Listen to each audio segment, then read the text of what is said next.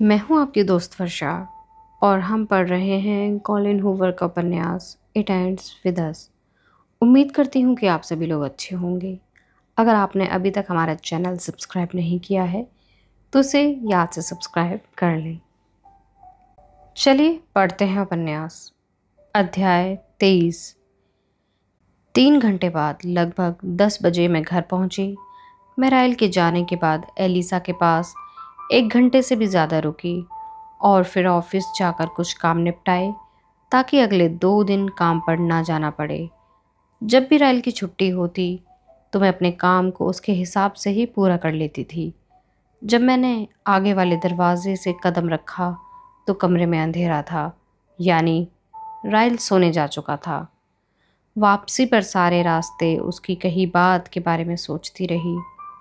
मैंने उम्मीद नहीं की थी कि वह इस बारे में इतनी जल्दी बात करेगा। मैं 25 की हो चुकी हूँ, पर यही सोचा हुआ है कि हम 2 साल बाद ही बच्चे के बारे में सोचेंगे।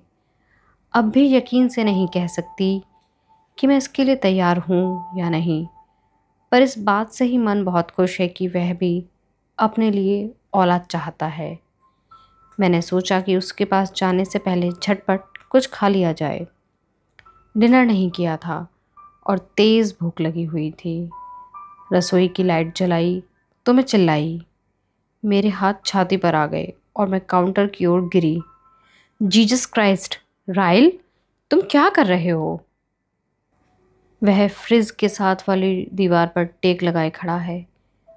उसने आंखें सिकोड़कर मेरी ओर देखा। वह अपनी उंगलियों में कुछ घुमाते हुए मेरी ओर देख रहा है। मेरी आंखें काउंटर पर उसके बाईं ओर गईं तो खाली ग्लास दिखाई दिया। शायद उसने अभी स्कॉच पी है। वह कभी कभार ही पीता है ताकि आसानी से नींद आ सके।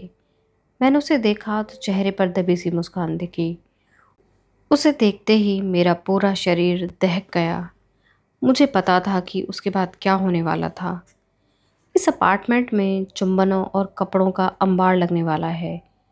जब से हम इस घर में आए हैं हम हर कमरे को इसी तरह धन्य कर चुके हैं, पर अभी तक रसोई का नंबर नहीं आया।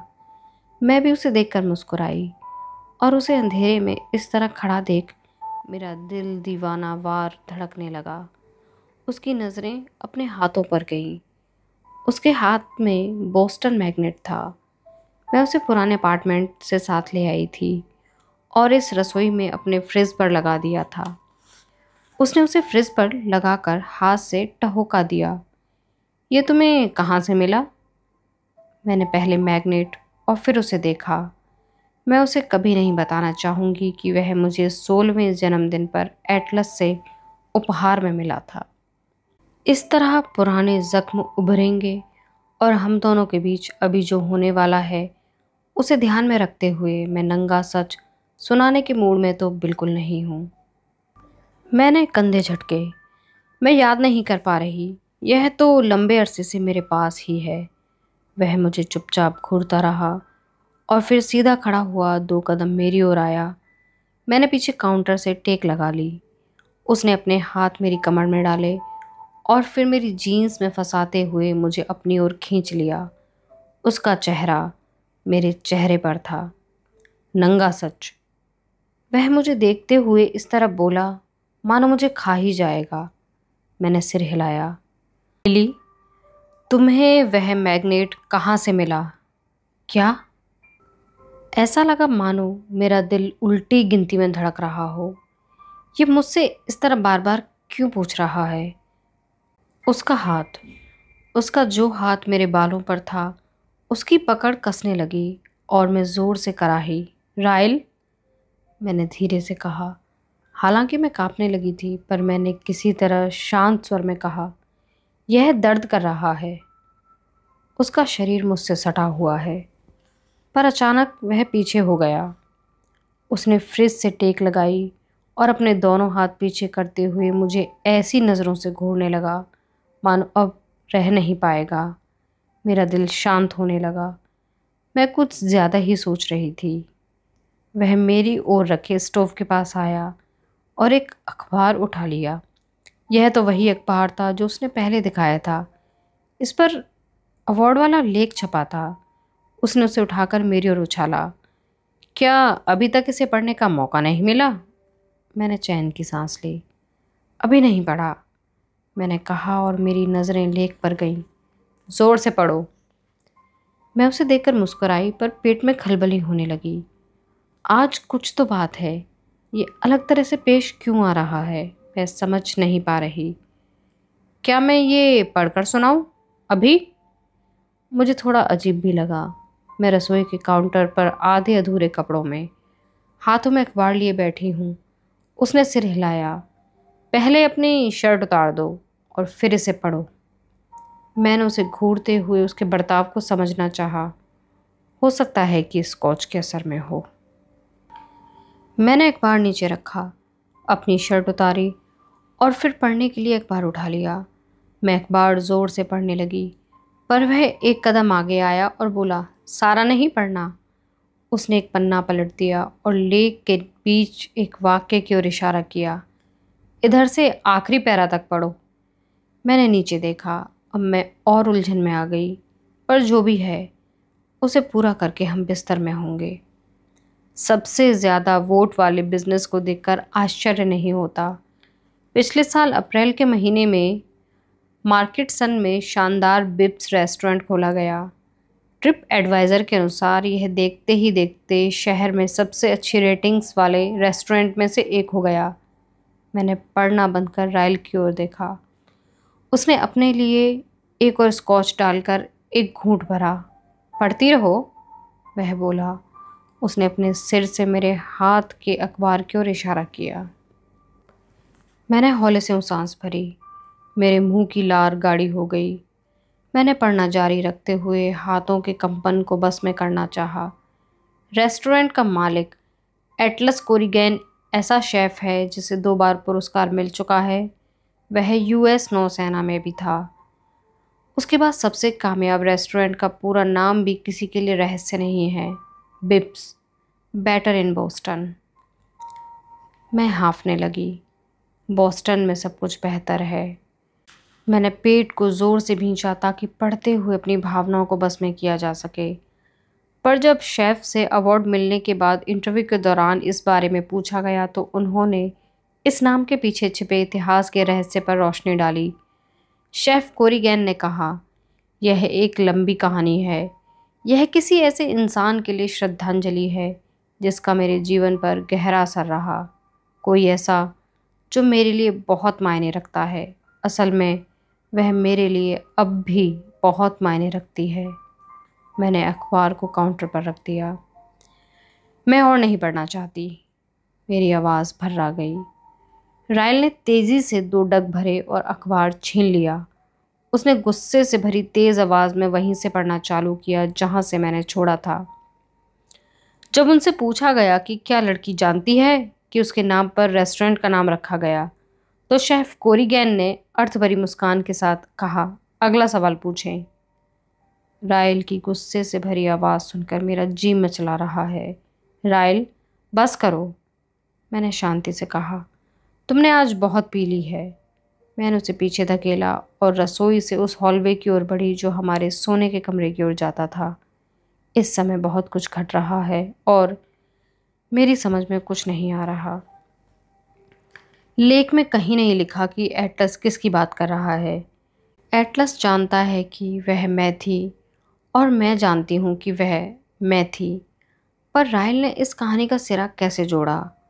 और वह मैग्नेट, बस लेख पढ़कर उसे कैसे पता चला कि वह मैग्नेट एटलस ने दिया था? यह कुछ ज़्यादा ही बात का बतंगड़ बना रहा है। मैं उसके पीछे आने की आहट सुन सकती हूँ। मैंने दरवाज़ा खोला और अचानक ठिठक गई।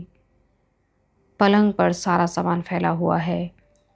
एक खाली बॉक्स उल्टा पड़ा है जिस पर लिखा था लिली का सामान, और फिर उस बॉक्स का सारा सामान, खत, डायरियाँ, जूतों के खाली डिब्बे। मैंने अपनी आंखें बंद करते हुए हौले से सांस ली। उसने डायरी पढ़ी। नहीं, उसने डायरी पढ़ी। उसने अपनी बाजू से मेरी कमर घेर ली, फिर अपना हाथ मेरे आगे लाते हुए मेरी छाती को कसकर पकड़ लिया उसका दूसरा हाथ मेरे कंधे पर है, वह मेरी गर्दन पर आए बाल हटा रहा है। मैंने कसकर आंखें बंद कर ली। तभी उसकी उंगलियां मेरे कंधे पर आ टिकी और उसने धीरे से वह दिल वाले टैटू पर हाथ फिराया। मेरे पूरे शरीर में कपकपी होने लगी। उसके होंठ मेरी त्वचा पर थे, ठीक टैटू के ऊपर। फिर उसने जोर से दांत कड़ा दिए। मैं चिल्लाई।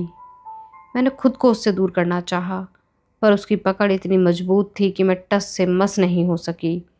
उसके काटने का दर्द कंधे से होते हुए कॉलर बोन तक आ गया और बाजू में भी होने लगा। मैं उसी समय रोने लगी। मैं सुबकियां भर रही थी। राइल, राइल मुझे छोड़ो, मैंने उससे विनती की। प्लीज़ दूर हटो। उसने मुझे इतना कसकर पकड़ा हुआ है कि उसकी बाजुएं मुझे चुभ रही हैं। उसने मुझे अपनी ओर घुमाया, पर मेरी आंखें अब भी बंद हैं। मैं इतना डर गई हूँ कि उसकी ओर देख तक नहीं पा रही। उसके हाथ मेरे कंधों पर गड़े हुए हैं। वह मुझे पलंग की ओर खींच रहा है। मैंने उसे लड़ना चाहा, पर सब बेकार। वह मुझसे कहीं ज़्यादा ताकतवर है। वह गुस्से में है। उसके दिल को चोट लगी है और वह राइल नहीं है। मेरी पीठ पलंग से लगी तो मैं झट से पीछे की ओर बैठ गई और उससे दूर हटने की कोशिश करने लगी। लिली, ये अब भी इस जगह क्यों है? उसकी आवाज़ अब उतनी शांत नहीं है जितनी रसोई में थी। अब वह सचमुच बहुत गुस्से में था। वह तो हर चीज़ में है। फ्रिज के मैग्नेट पर, हमारी अलमारियों में रखी डायरियों में, तुम्हारे शरीर पर बने टैटू में, जो कभी मेरे लिए तुम्हारे शरीर का सबसे मनपसंद हिस्सा था। अब वह पलंग पर है। राइल, मैं गिड़गिड़ाई, मुझे अपनी बात तो कहने दो। मेरे आंसू बालों पर गिर रहे हैं। तुम गुस्से में हो, मुझे चोट मत पहुंचाओ, प्लीज़ जाओ, इस जगह से चले जाओ। जब तुम वापस आओगे तो मैं सब कुछ बता दूंगी। उसके हाथों ने मेरे टखने पकड़ लिए और उसने उन्हें तब तक खींचा जब तक मैं उसके नीचे नहीं आ गई। लिली, मैं गुस्से में नहीं हूँ, उसने अब कुछ ज़्यादा ही शांत आवाज़ में कहा। बस यही सोच रहा था कि कभी साबित नहीं किया कि तुमसे कितना प्यार करता हूँ। उसका शरीर मेरे ऊपर था और उसने मेरी एक कलाई पकड़कर सिर से पीछे ले जाते हुए गद्दे पर दबा दी। राइल प्लीज़, मैं सुबकियां भरते हुए अपने शरीर के हर अंग से उसे हटाने की कोशिश में हूँ। मेरे ऊपर से हटो प्लीज़। नहीं, नहीं लिली, मैं तुमसे बहुत प्यार करता हूँ, उसने कहा और उसके शब्द मेरे गालों से टकराए। उससे कहीं ज़्यादा प्यार करता हूँ। क्या तुम्हें दिखाई नहीं देता? मेरा डर कहीं गायब हो गया और मैं गुस्से से भर गई। मुझे बस इतना दिख रहा है कि मेरी मॉम हमारे लिविंग रूम के काउच पर लेटी हैं और डैड उनसे ज़बरदस्ती कर रहे हैं। मेरे अंदर से नफ़रत का लावा फूटा और मैं चिल्लाने लगी। रायल ने अपने मुंह से मेरी चीखें बंद करनी चाहीं। मैंने उसकी जीभ पर काटा। उसका माथा मेरे माथे से आकर ज़ोर से टकराया। एक ही झटके में, तेज़ दर्द के मारे मेरी आंखों के आगे अंधेरा छा गया और मैं बेहोश हो गई। मैं अपने कान के पास उसकी आवाज़ सुन सकती हूँ। वह हौले से कुछ कह रहा है। मेरा दिल तेज़ी से धड़क रहा है। पूरा शरीर अब भी कांप रहा है। आंसू टपक रहे हैं और सांस लेने में दिक्कत हो रही है। उसके शब्द मेरे कान से टकराए, पर सिर में इतना दर्द है कि उसकी बात समझ नहीं आ रही। मैंने आंखें खोलनी चाहीं, पर चुभन की वजह से नहीं खुली। शायद दाईं आंख से कुछ टपक रहा है। मैं समझ गई कि वह खून है, मेरा खून। उसके शब्द समझ में आने लगे। Sorry, I am sorry, sorry, I am sorry lily, I love you, I am sorry. उसके शब्द पीड़ा से भरे हुए हैं। वह मुझे चूम रहा है। उसके होठ मेरे गालों और होठों पर हैं। वह जानता है कि उसने क्या किया है। वह फिर से रायल हो गया है और वह जानता है कि उसने मेरे साथ क्या किया है, हमारे साथ क्या किया है, हमारे आने वाले कल के साथ क्या किया है। मैं उसके इसी डर का फ़ायदा उठाया। मैं अपना सिर हिलाकर बोली, ठीक है रायल, ठीक है, कोई बात नहीं, तुम गुस्से में थे।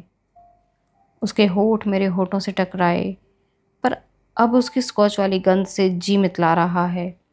वह अब भी अपनी ओर से आप माफ़ी मांग रहा है। कमरा फिर से ओझल होने लगा। मेरी आंखें बंद हैं। हम अब भी पलंग पर हैं, पर अब वह पूरी तरह से मेरे ऊपर नहीं है। वह अपनी साइड पर है और उसने अपनी बाजू मेरी कमर में डाली हुई है। उसका सिर मेरी छाती से जुड़ा है। मैं अपने आसपास का मुआयना करते हुए अडोल हूँ। वह हिल नहीं रहा, पर मैं उसकी नींद से बोझिल सांसें महसूस कर सकती हूँ। पता नहीं वह बेहोश है या सो गया है। मुझे तो इतना ही याद है कि उसका मुंह मेरे मुंह पर था और मैं अपने ही आंसुओं के स्वाद में थी। मैं कई मिनट वहीं लेटी रही। होश आने के बाद सिर का दर्द और भयंकर होने लगा। मैंने अपनी आंखें बंद करके सोचना चाहा। मेरा पर्स किधर है? मेरी चाबियां किधर हैं? मेरा फ़ोन किधर है? मुझे उसके नीचे से पूरी तरह से बाहर आने में 5 मिनट लगे। इतना डरी हुई थी कि हिल भी नहीं पा रही थी। मैं तब तक इंच दर इंच खिसकती रही जब तक फर्श पर आने लायक नहीं हो गई। जब उसके हाथ मेरे ऊपर नहीं थे तो अंदर से रुलाई फूट पड़ी।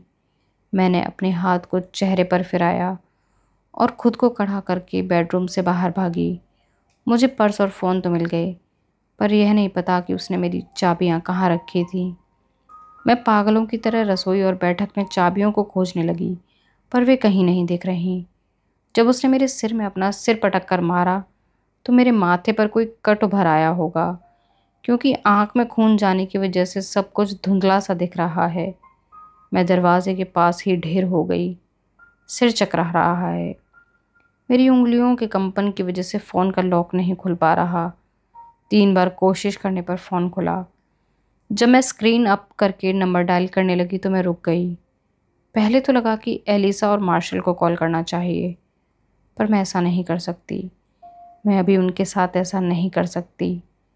उसने कुछ ही घंटों पहले बच्ची को जन्म दिया है। मैं उनके साथ ऐसा नहीं कर सकती। मैं पुलिस को बुला सकती थी, पर मेरा दिमाग यह काम नहीं कर रहा था कि इसमें क्या क्या करना होगा। मैं कोई बयान नहीं देना चाहती। मैं नहीं जानती कि उस पर इल्ज़ाम लगाना चाहती हूँ या नहीं। मुझे पता है कि ऐसा करने से उसका करियर का क्या हश्र होगा। मैं नहीं चाहती कि एलिसा मुझसे नाराज़ हो जाए। मैं नहीं जानती। मैंने पुलिस को बुलाने की बात को दिमाग से पूरी तरह निकाल दिया। मेरे पास अभी कुछ तय करने लायक ऊर्जा भी नहीं है। मैंने फ़ोन को हाथ में कस कर पकड़ते हुए सोचना चाहा, मेरी मॉम। मैं उनका नंबर मिलाने लगी, पर यह सुनकर उन पर क्या बीतेगी, यह सोचते ही मैं फिर से रोने लगी। मैं उन्हें इस बखेड़े में शामिल नहीं कर सकती। वे पहले से ही बहुत कुछ झेल चुकी हैं, और राइल मुझे उनके पास खोज लेगा। सबसे पहले वहीं जाएगा, फिर एलिसा और मार्शल के पास जाएगा, फिर हमारे बाकी जानकारों से पता करेगा। मैंने आंखों से आंसू पोंछे और एटलस का नंबर मिलाने लगी। अपने आप से इतनी नफरत हो रही है कि पूरी ज़िंदगी में कभी नहीं हुई।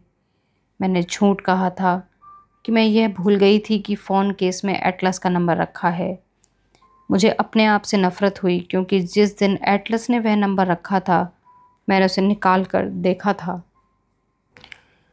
मुझे अपने आप से नफ़रत हुई कि कहीं ना कहीं मुझे अंदेशा था कि मुझे उसकी ज़रूरत पड़ सकती थी।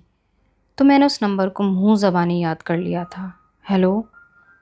उसकी आवाज़ में एक सावधानी का पुट है, मानो वह कुछ पूछना चाहता हो। उसने यह नंबर नहीं पहचाना। मैं उसके बोलते ही रोने लगी। मैंने मुंह ढककर खुद को संभालना चाहा। लिली। अब उसकी आवाज़ तेज़ है। लिली, तुम कहाँ हो? मुझे अपने आप से नफ़रत हुई, क्योंकि वह जानता है कि ये मेरे आंसू हैं।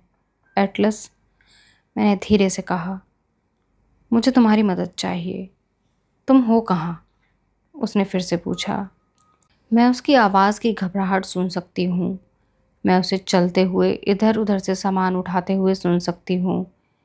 मैंने फ़ोन के दूसरी ओर से दरवाज़ा बंद होने की आवाज़ सुनी। मैंने धीरे से अपनी बात कही, मैं तुम्हें मैसेज करूँगी। बोलने से भी डर लग रहा है। मैं नहीं चाहती कि राइल नींद से उठ जाए।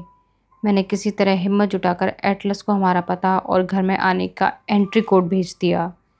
फिर दूसरे मैसेज में लिखा, जब आ जाओ तो मैसेज करना, दरवाज़ा मत खटखटाना। प्लीज़।